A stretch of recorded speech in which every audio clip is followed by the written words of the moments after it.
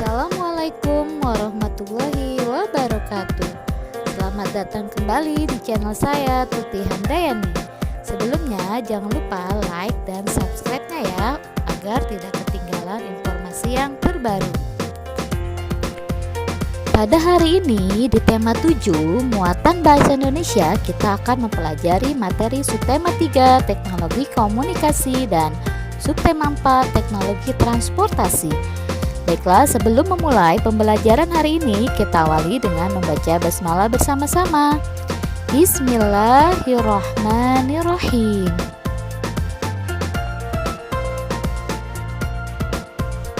Pada materi yang pertama, kita akan membahas tentang perkembangan teknologi komunikasi. Komunikasi. Berkomunikasi adalah berinteraksi dengan orang lain. Dahulu, komunikasi hanya dapat dilakukan dengan orang yang berdekatan. Tapi saat ini, seiring dengan perkembangan teknologi, komunikasi dapat dilakukan tanpa terbatas jarak dan waktu. Komunikasi dapat dilakukan dengan cara tertulis maupun lisan. Contoh komunikasi tertulis yaitu mengirim surat, biasanya dilakukan oleh orang-orang pada zaman dahulu. Untuk saat ini, komunikasi tertulis dapat dilakukan dengan mengirim pesan lewat WA. Sedangkan komunikasi lisan yaitu komunikasi secara langsung, contohnya mengobrol, wawancara, rapat, ataupun dan lain-lain. Perkembangan alat komunikasi suara. Dahulu, masyarakat berkomunikasi dengan alat tradisional yang menghasilkan bunyi seperti kentongan. Dan pada tahun 1876 ditemukanlah telepon kabel oleh Alexander Graham Bell.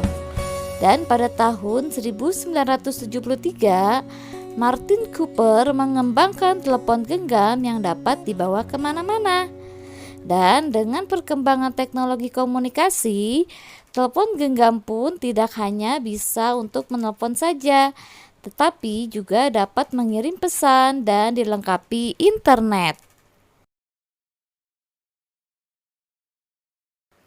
Selanjutnya, kita akan menentukan kalimat utama pada halaman 86 dan 87. Pada paragraf pertama, kalimat utamanya adalah saat ini teknologi berkembang dengan sangat cepat. Pada paragraf kedua, salah satu cara untuk berkomunikasi adalah menggunakan media sosial. Paragraf ketiga, ada banyak jenis media sosial.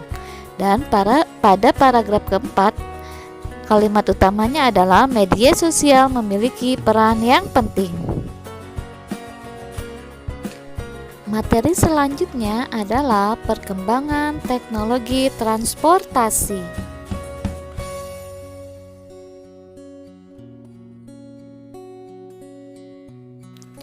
Transportasi adalah perpindahan manusia atau barang dari satu tempat ke tempat lain dengan menggunakan kendaraan. Transportasi dibagi tiga, yaitu transportasi darat, transportasi laut, dan transportasi udara. Perkembangan teknologi transportasi. Dahulu manusia bepergian dan mengangkut barang dengan berjalan kaki atau menggunakan tenaga hewan. Perkembangan teknologi dimulai setelah ditemukannya roda. Dan sejak ditemukannya mesin uap, maka kendaraan mesin pun mulai berkembang. Lalu seiring perkembangan teknologi, manusia berusaha mengembangkan alat transportasi yang lebih cepat dengan mengembangkan pesawat terbang. Kalimat utama pada halaman 97, transportasi air. Paragraf pertama, alat transportasi air mengalami banyak sekali perubahan dari waktu ke waktu. Paragraf kedua, kapal dibuat dengan dilengkapi layar berbentuk kain persegi. Paragraf ketiga, penemuan mesin uap mempengaruhi perkembangan alat transportasi air. Pada paragraf keempat, kini jenis kapal ada bermacam-macam. Baiklah teman-teman, sekarang kita simak tentang perkembangan sepeda dari tahun ke tahun. Kurang lebih 200 tahun yang lalu, bentuk fisik pertama sekali sepeda yang diakui dunia muncul di tahun 1817 oleh seorang kepala pengawas hutan di Jerman bernama Baron Karl von Drais. Ia membuat sebuah alat agar dapat mempermudah pekerjaannya. Alat yang dibuatnya ini menjadi bentuk awal dari sepeda, dan bentuk awal sepeda ini tidak memiliki pedal. Untuk menguji temuannya, Karl Drais pun melakukan perjalanan dari Mannheim ke Schwetzingen yang berjarak 17,2 km, dan terbukti alat buatannya dapat melaju lebih cepat dari jalan kaki. Lalu, alat temuannya ini diberi nama Draisine.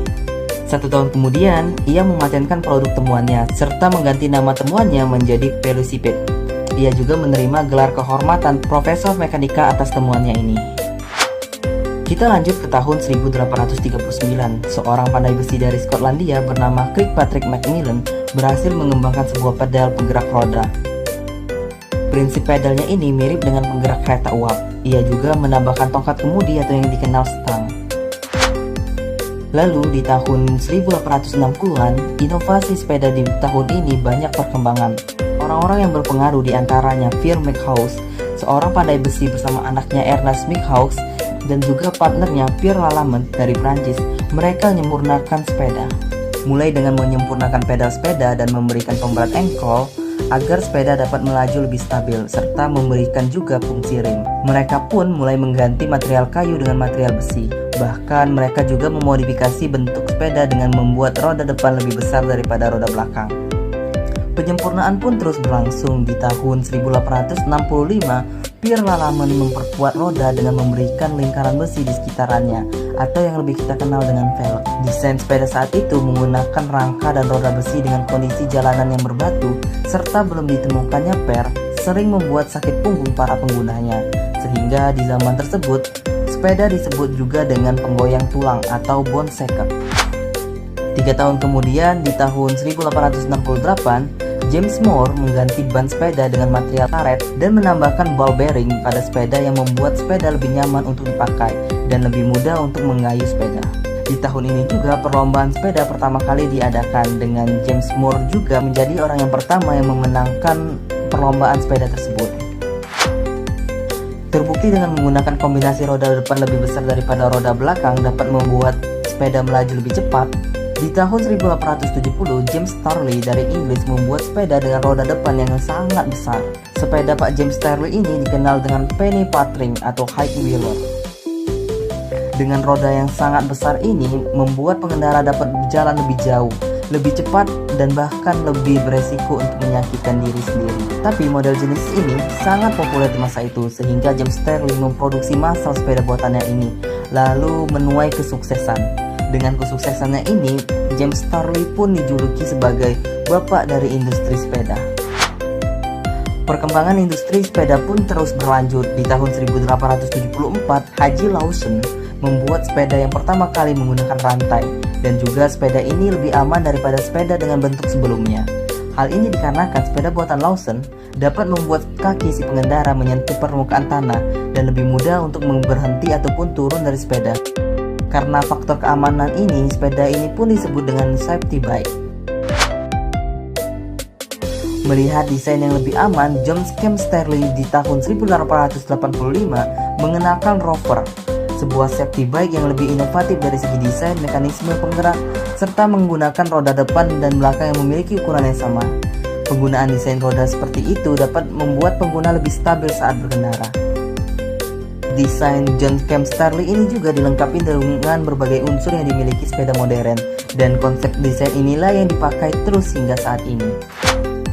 Walaupun desain sepeda tidak banyak berubah, inovasi pada sepeda pun tetap berlanjut. Di tahun 1893, Michael B. Ryan, warga negara Amerika, memperkenalkan sekaligus mematenkan produk sepeda lipat. Sepeda lipat buatannya ini diberi nama folding.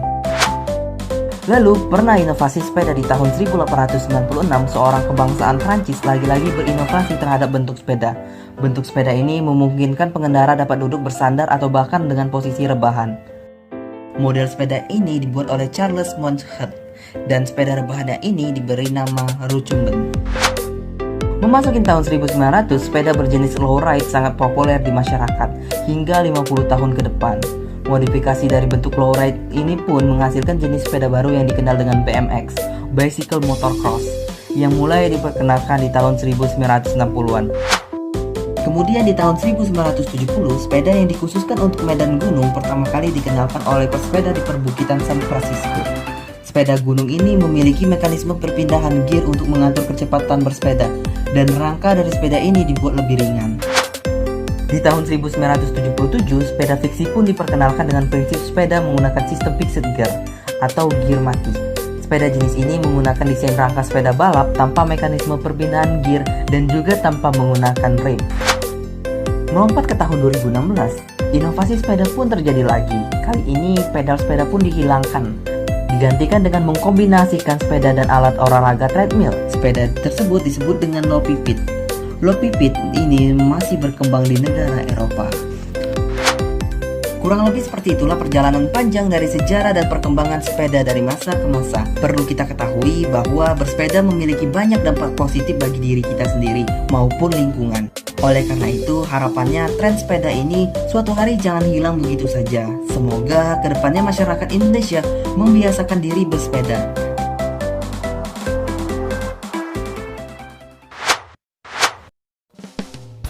Baiklah teman-teman, sekian materi yang dapat Bunda sampaikan hari ini ya.